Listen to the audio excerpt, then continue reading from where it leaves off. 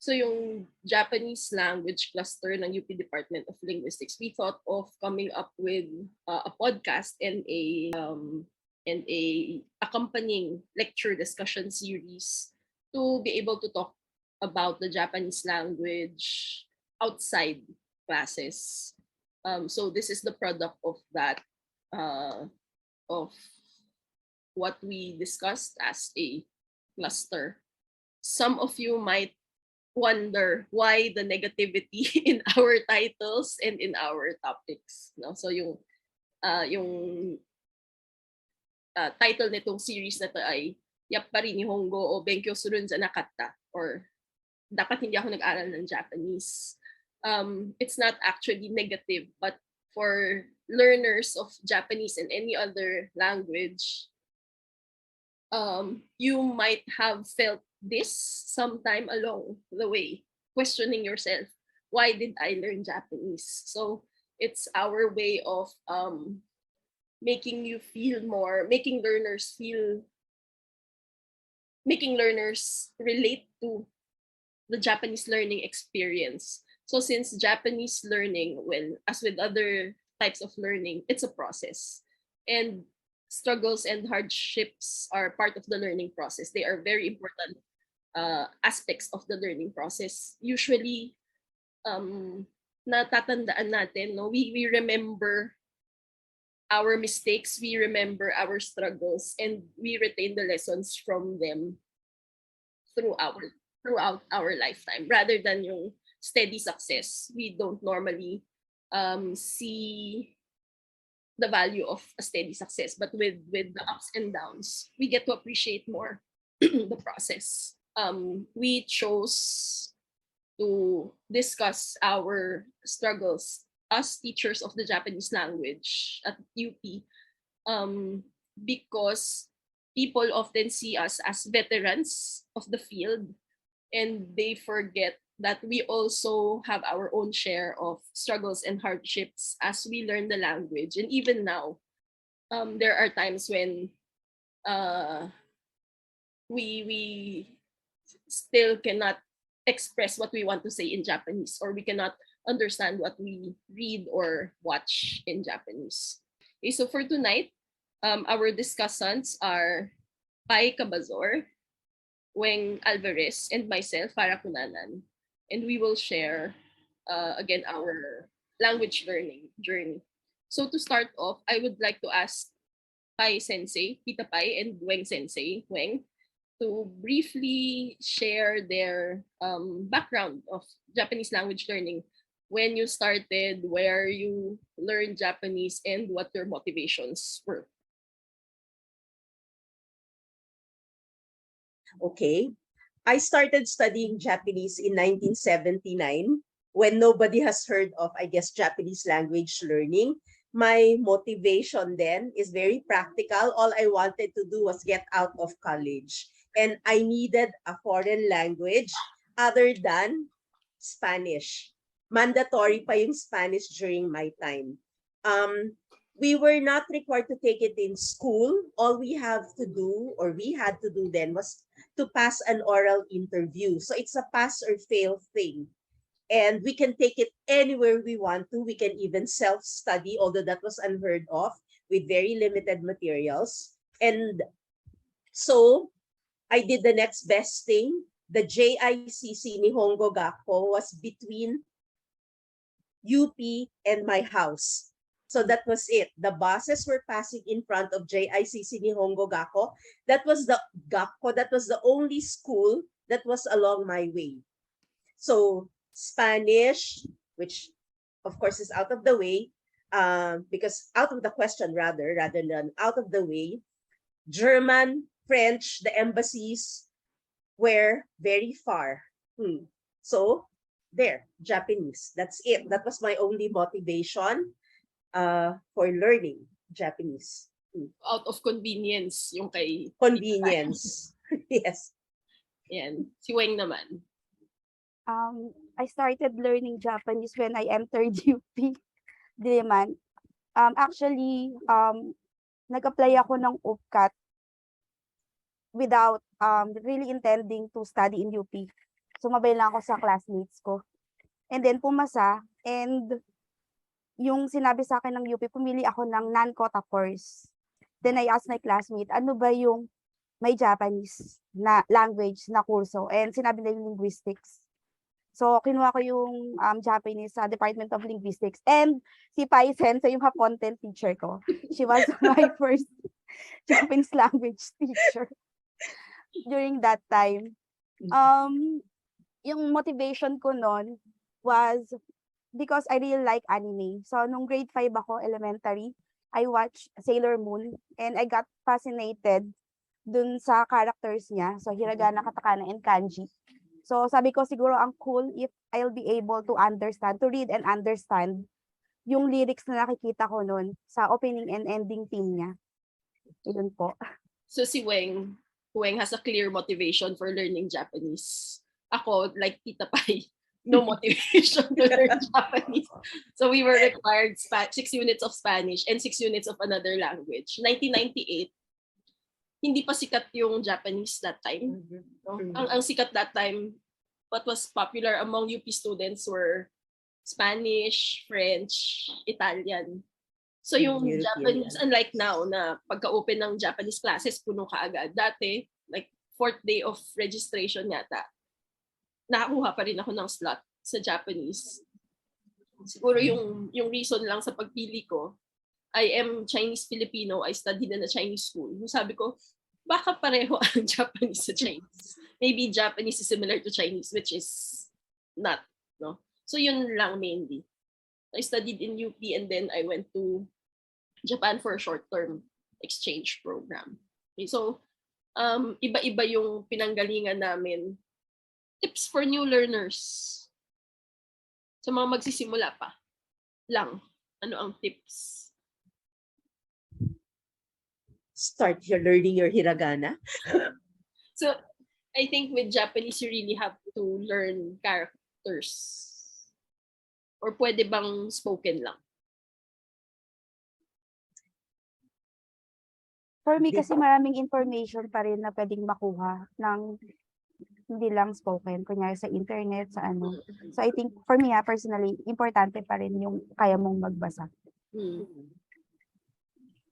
So start your hiragana early. Yun yung isa sa pinakamalaking obstacle, I think, no, for many Japanese language learners, yung characters talaga. Yeah, kahit even if you go to Japanese restaurants in the Philippines, kung may characters, try to read them. Diba? Yung integrating them in your everyday. Tapos try learning for an interest. So maganda nga yung may motivation ka talaga to learn. Even if we didn't start with any motivation, our motivations change over time. And your motivations will also change over time. So, normal naman yun eh. And it's better if you learn something that is relevant to you personally. Hindi lang yung nag-aaral ka dahil kailangan or nag-aaral ka dahil may kailangan ka ipasa na exam. Although minsan, di ba, hindi naman natin choice na minsan kailangan talaga. Pero try to find something that you're interested in or try to find something that you can relate to heighten your motivation. Balik tayo kay Tita Pai. Ano yung main struggles mo? Kanji. Kanji. Actually, it started with hiragana and katakana, but everybody was struggling. I was in a class where there were 10 of us and 8 of them were Chinoys. So, more or less, they were familiar with learning characters. So, me and another one, totally clueless kami kung anong pinasukan namin. And then, si hiragana. Okay, everybody was struggling, so that was okay. Then, when we went to kanji, the teacher was just starting to write and they were able to copy it. And I was clueless. So sabi ko, oh my gosh, will I ever be able to learn this? So it was my first struggle. And of course, I couldn't speak. Parang after so many months of studying Japanese, I found that I am limited to the greetings. That's about it. Especially in those times where Yes, I had an occasion to go to Japan then. And when I went to Japan, it's as if I felt that, did I study Japanese? I don't understand a single word. Then, siguro after 2 weeks, it was a short 2 week stay. Parang at the end of 2 weeks, so medyo na increasing motivation ko to learn, maybe because of actual exposure. But after 2 weeks, parang all I can still understand was sumimasen and the greetings. So I went home na parang wala. No, nothing. Paano ka nag-cope with characters? Oh, they were speaking English to me. Oh. I was invited by an organization, and the main language that they were using was English. So, not a problem. Yung characters naman, like kanji. Characters came later.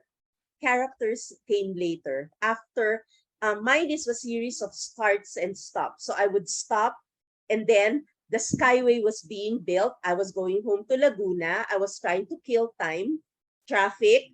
So I went back to school. So instead of studying a new language, I'll just go back to Japanese. Anyway, I learned a little already. The beauty of going back to school then was I met people who had the same background as me, working people, zero background in Chinese. So we were all struggling together. And that was what we helped each other. So that support system was very important to me. So yung community of learners. Yes, the community of learners. With Tita Pai's personality. No? Group. Yes, with group. Mr. Balmeo was one of them. Weng, one of our former Mr. Balmeo. Classmate. So I think some people know him. He left us for the corporate world. So for Pai Sensei, learning together with other people, with the community, yes, with the community was very important. Ikaw, Weng? Marami po akong struggles and challenges nung nag-aaral ng Japanese. Of course, first po were the characters. For hiragana and katakana, siguro I just really like writing. So I made my own mnemonics. And even now, when I teach, pinapasok ko pa rin sila minsan. Kahit corny. For kanji, my struggle was, during that time, my advisor did not advise me that I should take the integrated course. Nung first year ako, pag hapon 10 and hapon 11, kinuha mo separately, walang kanji. And I need to take the other higher Japanese because I was studying Plan C. So, nung 12-13, wala akong background. I was supposed to study siguro mga 7 lessons po ba yun, Sensei? Nung hapon 10-11 kanji, pero wala ako noon. So ang nangyari noon, my teacher will call me and ask me to write. Wala akong alam. So yun yung nag-trigger sa akin, sige, aralin ko yung kanji. So kahit dun sa vocab list, we were using Minano Nihongo that time. Kahit hindi sinasabing isulat yung kanji na nasa vocab list, sulat pa rin ako ng sulat. And then the other struggle, yung vocabulary. Kasi 'di ba, bago talaga siya. Hindi mo na-encounter dito sa Philippines, most of it. Even nung nagpunta ako sa Japan for my long-term training as a language teacher, meron pa rin ako mga bloopers like yung jagay mo, I thought it was potato. Satsumaimo? Yes. Jagaimo. Satsumaimo para rather. Satsumaimo. And then when I bought it, sabi ko, bakit hindi mo kasi sinabing potato? So, ako pa yung nagalit. May mga ganun. And then, for example, yung mirin, siguro ito, na rin, kasi wala naman sa Philippines. I was careful with Shio and Sato, not to confuse both of them nung tumira ko doon. Pero nadali ako ng mirin. But I know the abura na kanji. Pero hindi ko alam na yung may mirin pala na type ng ingredient. So, during that time, okay. So, hindi lang pala yung sa classroom din na mga vocab. So, dun ko na okay, dapat i-expand ko pa yung mga binabasa ko. Hindi lang limited sa Kyokasho. Sa grammar, lalo na, si Pai Sensei nga yung teacher ko during that time, yung first time niyang magturo ng Ewa Bides, that was the first grammar lesson. Gusto ko nang lumabas ng classroom. Yang-iya ako nun. Kasi tinawag ako ni Sensei, sabi niya, parang mag-create ka ng sentence, and then, parang feeling ko nun, kakatapos lang namin ng characters, tapos parang ano nang sinasabi ni Sensei, as in, clueless talaga ako. Pero yun, yun din yung nag-trigger sa akin na, okay, kailangan ko talagang aralin yung wika. Listening din, yung listening ko nag-improve when I went to Japan for exchange student. Pero dito kasi during that time, marinig ko lang yung listening, I mean yung Japanese na nagsasalita, pag exam sa tape. Ipi-play sa tape, tapos okay, anong sinasabi niya, parang dun lang. Kaya, ang laking tulong nung pag-exchange student na mabukas yung tenga for the language. For speaking, eto rin sobra, parang experience si Sensei, I was able to do well in my exams, but I cannot create sentences. Parang siguro mga 18 or ilang units na ako ng Japanese, hindi pa rin ako makapag-create ng paragraph compared sa kinuha kong 6 units na bahasa Indonesia. So I was able to create paragraphs sa bahasa Indonesia, pero sa Japanese talaga wala. So parang feeling ko talaga noon, okay, parang hindi ko kayang i-express yung sarili ko with regards to the language that I was studying. Kailan ka nga nag-aral, Weng? 2003? Saan po ba? Sa UP. 2000 pa ako nag-enter ng UP. Tapos 2001? 2000 po. 2000. 2000. So kasi noong 2000, the internet was just starting. Ba? Talagang ang listening resources, classroom lang. No, you don't have exposure to Japanese outside. Paminsan-minsan meron sa TV, like NHK would have the Japanese lessons, pero very limited. Tsaka yung VHS po ng mga Dragon Ball na movie. Oo. Yeah, VHS. Parang Yansan pa lang yata yung tapes. Yung Yansan in Japan. Baka 90s. Yun. For me, my motivation has not always been high. It's high, low, high, low. Para siyang it really wanes. So, pag nare-reach ko yung stage na yon, I just let it go. So, wala. I don't push myself. Maybe personality then. Because I started really seriously learning Japanese. Teaching Japanese was sort of offered to me. I wasn't really looking to teach Japanese. I wanted to teach, but I wasn't thinking of Japanese kasi nga, ano lang ako parang salingket student type. So, hindi talaga yung driven na I have to excel. So, when it was offered to me, I said, are you sure? Are you sure you want to gamble on me? And apparently, I also hit the timing right because there were very few people who were interested in teaching Japanese. Everybody wanted Japanese probably for a better career prospect, not teaching.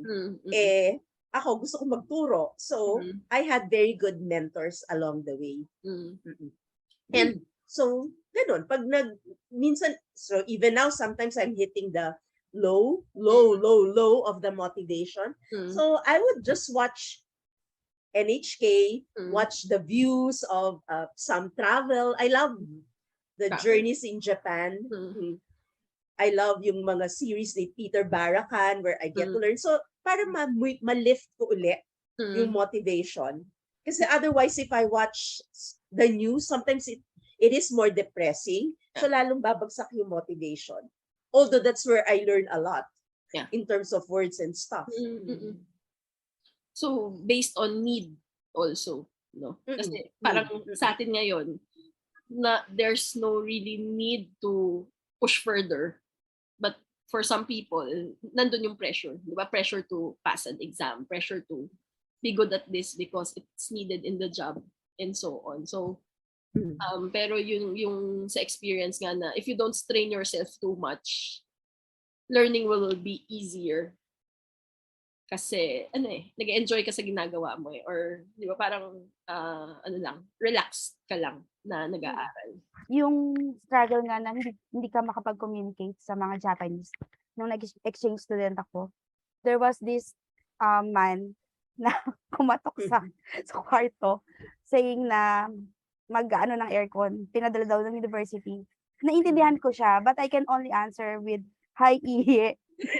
Hinahaya ko yung sagot, tapos hindi ko talaga na-express na marami naiintindihan ko naman talaga siya, pero bakit yung ko nun, bakit hindi ko masabi na ito yung bakit ako nandito sa Japan, ito yung ginagawa ko, ganyan. Tapos yun, dahil doon, I really tried na i-improve yung part na yun. Although, nung time na yun, mas nag-improve talaga yung listening, tsaka reading for me, kesa communication. Kasi, yung friend ko rin na Hapon, in English ako. So siguro yun yung yung pag nandun ka sa lugar na yun, as much as possible nga, make the most out of the place where you're at. Tapos yun, bukas ng radyo kahit hindi mo naman naintindihan, TV, everything, lahat nung kaya mong i-absorb, kahit hindi mo naintindihan, kasi yun, baka pumunta sa point na naintindihan mo na rin siya at na-express mo rin yung sarili mo gamit Actually, yung nila. Oo. Isa to sa mga madalas na tanong, no? How do I improve my kanji? How do I learn kanji? Karaoke. Okay. On the long-term training, after the test, believe it or not, we would go to the karaoke from 1 p.m. until 7 p.m. Flat rate lang kasi. So we're just paying 1,000. So one song we would probably play it 5 times, not naman consecutively. But see, the kanjis, they recur, merong certain regularity. So you kind of remember. So nung first time around that I was encountering the various readings of the kanjis, I used to fight it out with my Japanese friends who were trying to teach me ganito yung reading niyan. Then I would say, yeah, earlier you said the reading was this. Now you're telling me it's this. I couldn't get the difference between the onyomi and the kunyomi because I am seeing the same characters. So I really was pissed off at kanji. How come you're changing your reading? I remembered you already. So parang ganon. So yung constant exposure sa songs. Kanji, sa songs. Yes, no?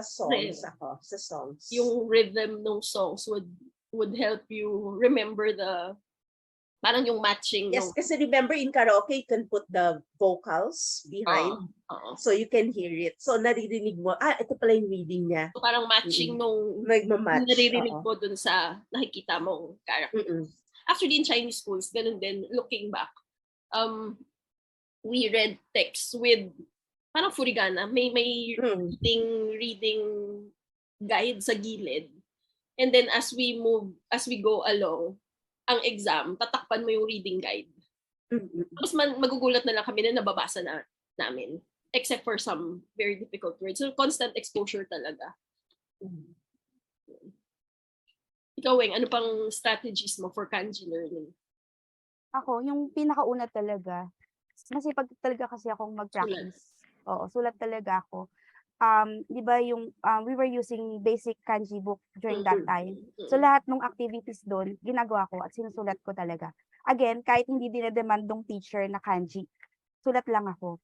And then yung isa siguro sa exposure na naganap is nung nagpunta na nga ako sa Japan, I was introduced to manga. Yun, mahilig ako magbasa ng manga. So, yun nga, pag certain theme dun sa manga, paulit-ulit naman siyang lalabas yung words. So, yun, na-expose ka sa kanya, nare-recognize mo siya. Minsan, kahit nga hindi mo hanapin sa Denshi Jisho yung meaning ng through those contexts na nakikita mo sa kanya. Okay. So, ito yung ibig sabihin nitong character na to. Kasi frustrating din, di ba, minsan, pag nagbabasa ka ng manga, tapos parang stuck ka sa kanji. Ang ginawa ko nun, parang hindi ko na lang pinansin unless feeling ko na vital yung isang kanji dun sa meaning, dun sa story, saka ko hanapin yung kanji. So, yun din yung isang yung constant exposure to kanji. In my case, nagkaroon ako ng gap sa formal study. So I studied Japanese in UP for 1 semester. Kung minano Nihongo hanggang lesson 12. And then when I went to Japan, the lowest level was book 2 of another textbook. Pero parang book 2 ng Minano Nihongo. So yung first half lang ng book 1 yung naaral ko. And then I skipped to book 2. So it was very frustrating because the teacher, more than struggle with the Japanese language, yung struggle with attitude towards learning, yung frustration. Kasi parang tatanungin ng 4 lang kami sa klase. There were 4 of us. And the teacher would always ask, do you know this grammar pattern? All of them would say yes, except for me. Sabi ko, hajimete desu. It's my first time to see the grammar pattern. So it was embarrassing also. Diba? Kasi 4 nga lang kayo, tapos hindi mo pa alam yung sinasabi. And then the international students and some Japanese students, all of us lived in a dorm. So even our everyday interaction, our common language was either Japanese or English, but not everyone spoke English. And then many of the international students would want to learn Japanese, so they would not speak English. So yung attitude ko noon, parang I guess ganito rin yung attitude ng ibang tao, no? Yung you have a sense of wanting to be ready before you go to the actual battle. Di ba parang gusto mong ma-perfect muna yung ganito. Dapat alam ko muna ito before I speak or before I write.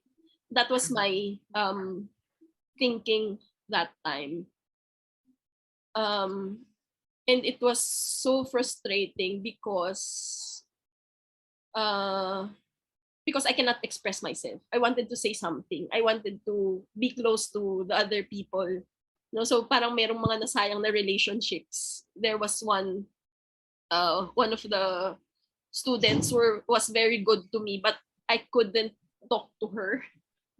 She's Korean. She doesn't speak much English. I couldn't talk to her because I didn't know Japanese then. So if I were braver, if I knew more Japanese that time, we could have built a stronger relationship that time. No? And then one time, so that time, uso yung VHS rental.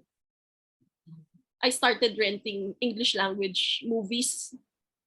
And then I suddenly asked myself, I'm in Japan to learn Japanese. Why am I watching English language films? So from then on, I started renting Japanese drama, yung whole sets of Japanese drama, and play it even if I don't understand anything. Yung ano lang, parang passive learning. And then I acquired some vocabulary. Yung manga din, no? I would read manga even if I don't understand everything. But sooner or later, I get the flow of things because you have the context cues, di ba? Yung sa drama, meron namang action, and then yung drama in the early 2000s were not as complicated as the drama now. Yung plot, di ba? Parang usual na love story, usual na family relationships. So it wasn't that complicated. So the even if you don't understand all the Japanese, it was quite easy to understand what was going on through the context. Yun, tuloy-tuloy lang na ganun every day. So Japanese became part of my everyday. And I think the combination between formal schooling, formal classwork, and outside class exposure to Japanese was important. So that was very pivotal in my learning. Yung isa pa siguro, I don't like studying as we know it, like yung ginagawa ni Wing na writing characters for 10 times or doing exercises. I didn't like that. I don't like studying for an exam or studying for a quiz because after I would forget everything. So what I do, my learning generally was contextual.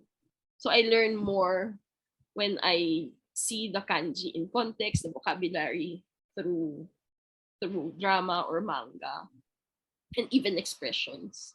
So until now, that's how I learn more Japanese vocabulary. So I would go to a Japanese news portal and just go through the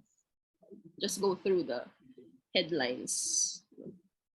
And even with my teacher training, I exposed myself to various types of Japanese. And then I was exposed to stand-up comedy. And because I like stand-up comedy very much, I wanted to understand more. So I watched more stand-up comedy and rakugo. So yung finding an interest. And then there was one time, cooking naman, no? Mahilig ako magluto. I wanted to learn how to cook Japanese food. That time, hindi pa sikat yung Japanese food. So you wouldn't find recipes in English. So I would I would look for Japanese recipes, and they have certain vocabulary that are not available in English. Like yung different types of cuts, di ba? Yung may cuts na moon, half moon, full moon, whatever. So doon, yun, mas contextual talaga. And my learning style is more individual, unlike si Tita Pai na group. Oo. So it really depends on our personality. Yung teaching, no, yung when I noticed with myself, I didn't know, nabanggit ko kanina, I had a formal schooling gap. So I didn't know how to form the te form. Yung te form is very vital in Japanese language learning. Isang grammar, isang conjugation pattern na very vital sa Japanese learning. I didn't know the rules. I just played. I just went with what sounded good. Natutunan ko na lang yung rule ng te form nung nagtuturo na ako. So actually teaching helps you remember more because the level of comprehension you need is deeper than when you just study Japanese. So siguro isang tip din na if you want to fully understand the language, try to teach it to someone else, because you have to yung series, yung di ba yung content with their questions. Yeah. You have to, the grammar patterns, the vocabulary will have to be very clear in your head before you can teach them. Yung watching something in Japanese with English subtitles also help, kasi di ba na-match mo yung meaning dun sa sound. Yung time natin, wala masyadong resources, so you expose yourself to a lot. True. Pero ngayon, I think yung problem ng maraming learners, sobrang daming resources. Di ba? You can just search the internet, YouTube and all. Sobrang daming resources. Ano kaya yung tip natin para parang how do you choose resources? Filter the resources. Oh, how do you filter the resources? Or sa dami nito, ano yung kukunin mo? Go with what you love. Like if you like manga and anime or even singing, then go with the songs. Manga, read it. Yeah. So yung pursue your interest. Yes, pursue your Japanese, interest. no?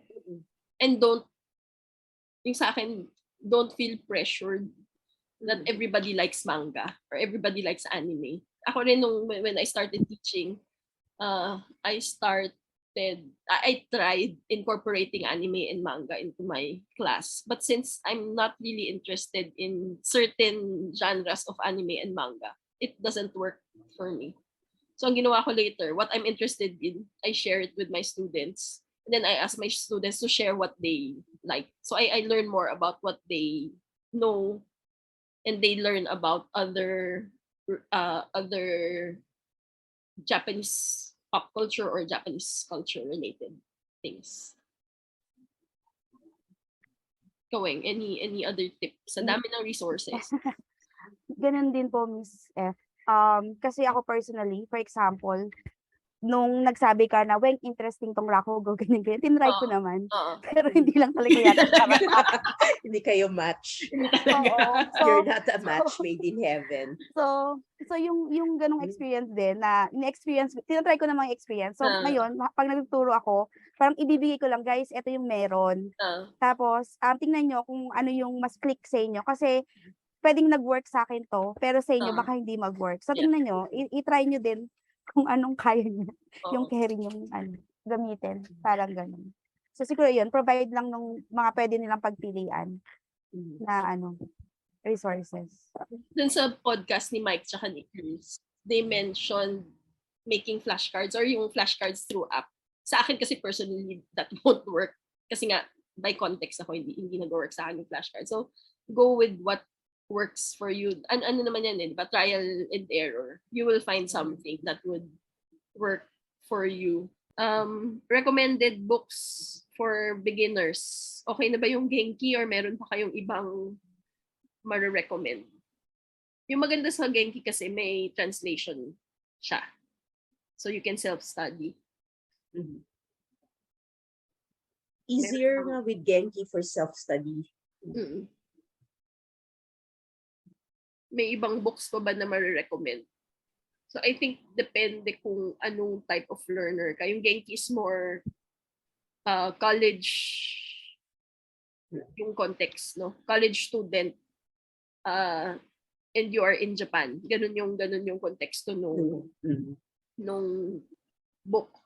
Yung nabanggit ni Fujita Sensei na Irodori, mas everyday life in Japan. Everyday life in Japan yung target.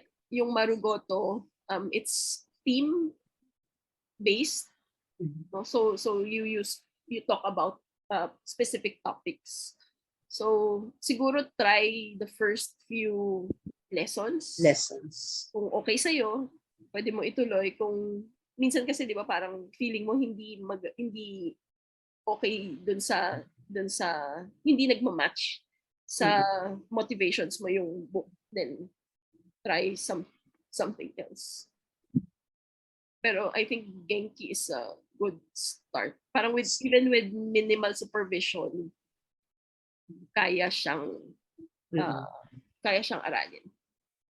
Bukod sa exposing yourself to various types of Japanese, try to enroll under various teachers also.